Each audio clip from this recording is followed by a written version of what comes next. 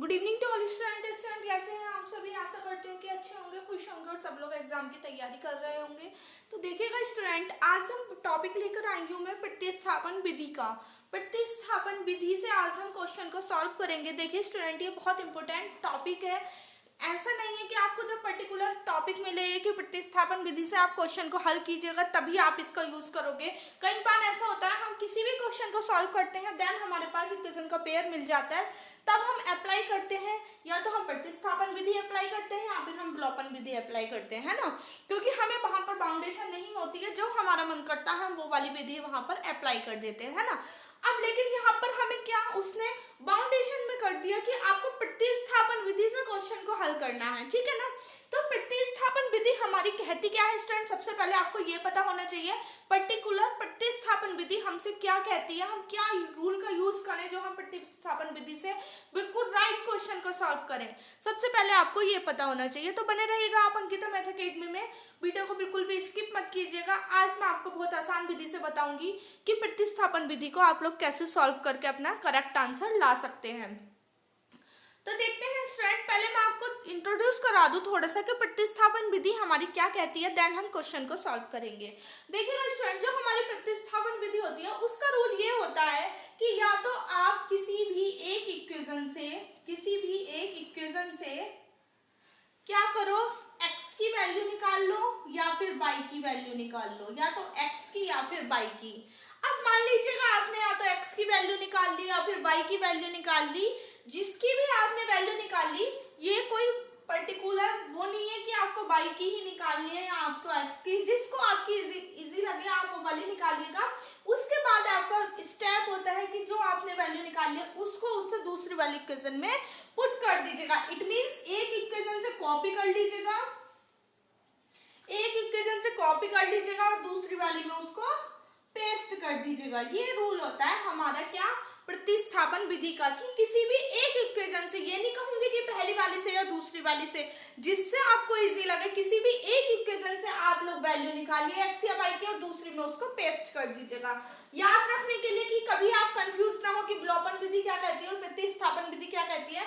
तो प्रतिस्थापन विधि का आज मैं आपको दूसरा नाम बता दूं, इसको हम कॉपी पेस्ट भी बोल सकते हैं। क्या बोल सकते हैं स्टूडेंट? Copy paste rule. क्यों? क्योंकि हम एक इक्वेशन से कॉपी कर ले रहे हैं और दूसरे में उसको पेस्ट कर दे रहे हैं, ठीक है ना स्टूडेंट। तो ये था थोड़ा सा इंट्रोड्यूस जो मैंने आपको प्रतिस्थापन विधि के बारे में बताया। अब देन हम करते हैं क्वेश्चन सॉल्व। बने रहिएगा अंकिता मैथ अकेडमी में। वीडियो अच्छी लगे तो प्लीज वीडियो को लाइक कर दीजिएगा, ज्यादा से ज्यादा शेयर कीजिएगा। चैनल पर फर्स्ट टाइम आए हो तो प्लीज चैनल को सब्सक्राइब कर लीजिएगा। स्टूडेंट, जो हमें क्वेश्चन गिवन है वो क्या है कि समीकरण को प्रतिस्थापन विधि से हल कीजिएगा और हमें इक्वेशन का पेयर गिवन है। ये क्या है पेयर? 3x + 4y = 10 और 2x - 2y = 2। ये दो इक्वेशन हमें गिवन है स्टूडेंट्स।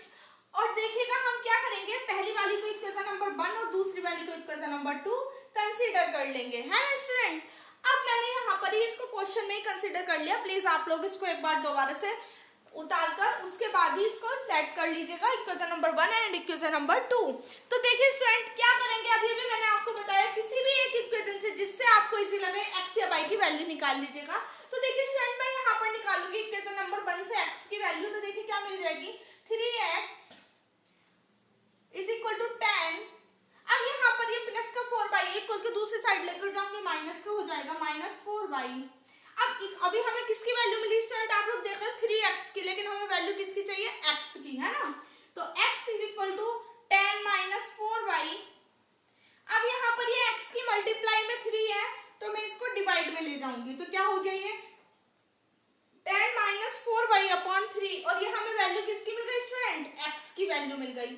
अब जो हमें ये x की वैल्यू मिली है, अब मैंने ये कॉपी कर ली, अब मैं इसको पेस्ट कर लूंगी दूसरी वाली इक्वेशन में। इट मींस अब ये x की वैल्यू हम लगा देंगे इक्वेशन नंबर 2 में। तो देखिए कैसे मिलेगा हमें आंसर। एंड x की वैल्यू हमें ये मिल गई। अब मैं दूसरी इक्वेशन में रखूंगी तो क्या लिख देंगे हम, एक लाइन पहले, पुटिंग दिस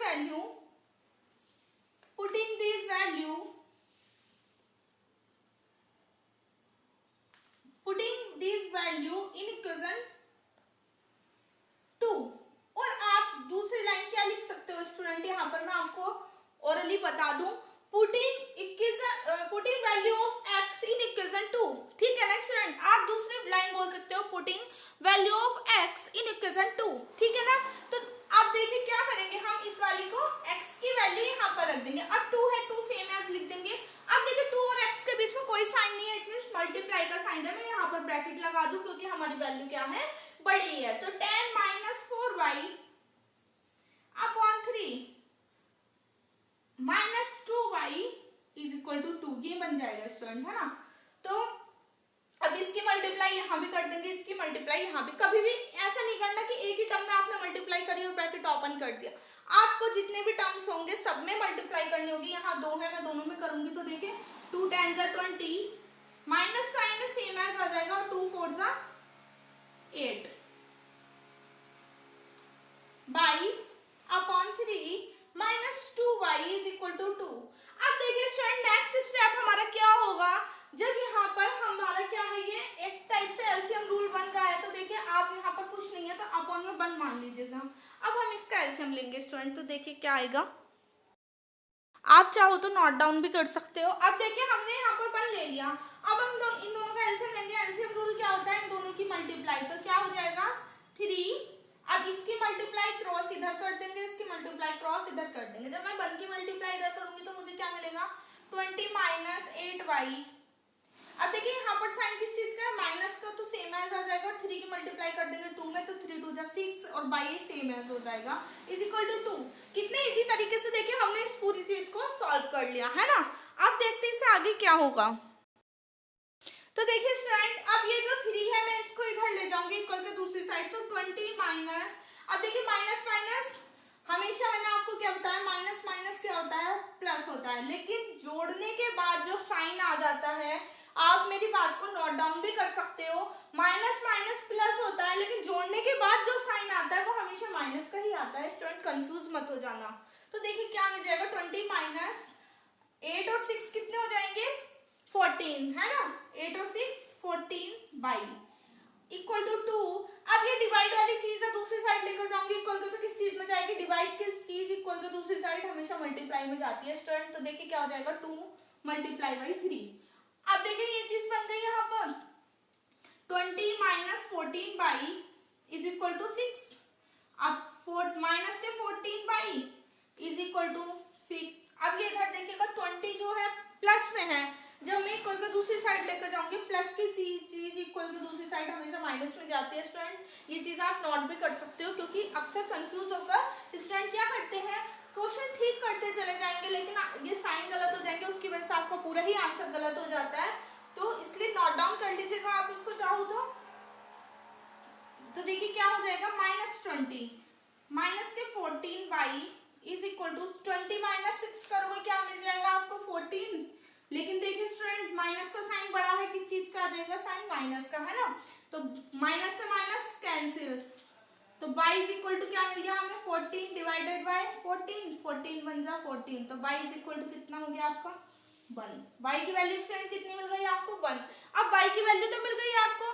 अब किसी भी एक इक्वेशन में y की वैल्यू रखकर आपको x की वैल्यू मिल जाएगी, है ना। तो देखते कैसे मिलेगी वो वैल्यू हमें। तो देखिएगा स्टूडेंट, मैं क्या करूंगी, इक्वेशन नंबर 1 में रख दूंगी y की वैल्यू। तो यहाँ पर आप लिख देना पुटिंग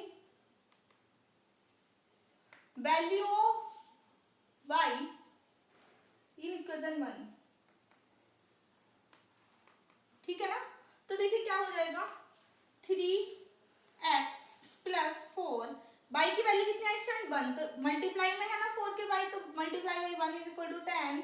तो 3x प्लस 4 बन जा 4 is equal to 10, 3x is equal to 10, इधर ये प्लस में दूसरी साइड माइनस में हो जाएगा। तो 3x is equal to 10 minus 4 6, है ना। तो x is equal to 6 upon 3, 3 बन जा 3 और 3 2 जा 6, x is equal to 2 upon 1 आ रहा है स्टूडेंट देखिए। तो लेकिन 1 2 जा 2, 1 की अपॉन में कोई वैल्यू नहीं होती है, तो इसलिए x की वैल्यू आपको कितनी मिल गई 2 और y की वैल्यू आपको कितनी मिल गई 1। तो ये था हमारा प्रतिस्थापन विधि से सॉल्व करने का मेथड। क्वेश्चन को आप अगर मेरी बातों को ध्यान में रखोगे तो कभी भी गलती नहीं करोगे स्टूडेंट। तो बने रहिएगा अंकिता मैथ अकेडमी में। मिलते हैं नेक्स्ट वीडियो में। चैनल पर फर्स्ट टाइम आए हो तो प्लीज़ चैनल को सब्सक्राइब कर लीजिएगा, वीडियो को ज़्यादा से ज़्यादा शेयर कीजिएगा।